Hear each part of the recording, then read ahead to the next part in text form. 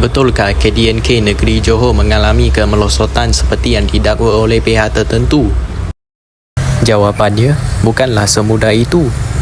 Jika kita melihat laporan KDNK mengikut negeri 2025, pertumbuhan KDNK Johor ia telah pun mencatat 8%, iaitu kadar tertinggi di Malaysia bagi 2 tahun berturut-turut je.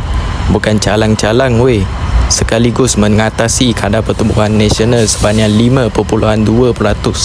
Jika dibandingkan dengan negeri lain seperti Selangor, Pulau Pinang dan Negeri Sembilan, Johor jelas mengatasi ketiga-tiga negeri tersebut dari segi kadar pertumbuhan KDNK.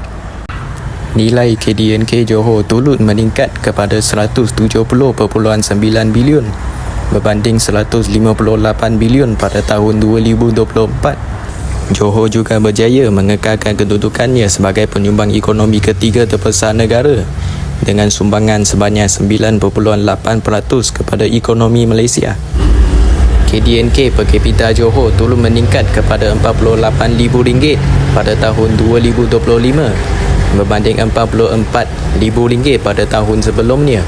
Ini mencerminkan peningkatan nilai ekonomi yang dijana oleh negeri ini.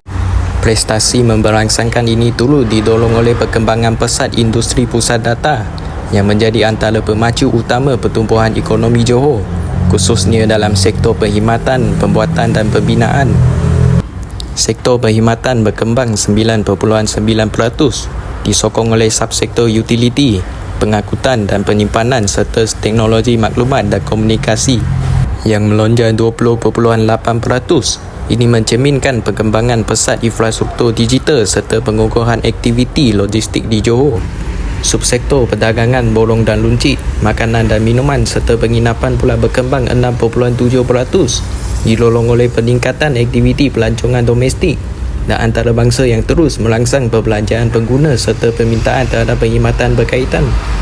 Sektor pembuatan yang menyumbang 28% kepada struktur ekonomi Johor turut berkembang sebanyak 4%, dipacu oleh peningkatan permintaan terhadap produk elektrik, elektronik dan optikal yang berkembang 4.9%.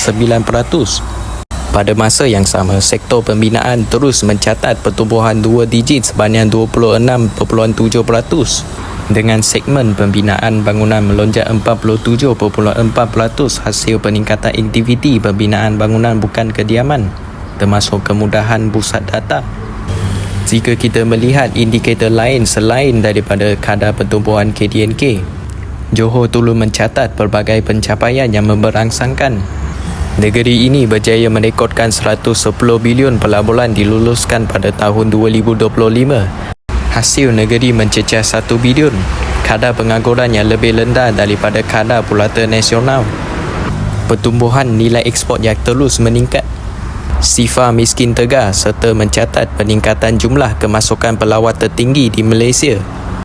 Justru dakwaan bahawa ekonomi Johor sedang melosot perlu dinilai berdasarkan data dan fakta, bukannya persepsi semata-mata. Jika mahu Johor terus maju dan berkembang, udilah dengan bijak.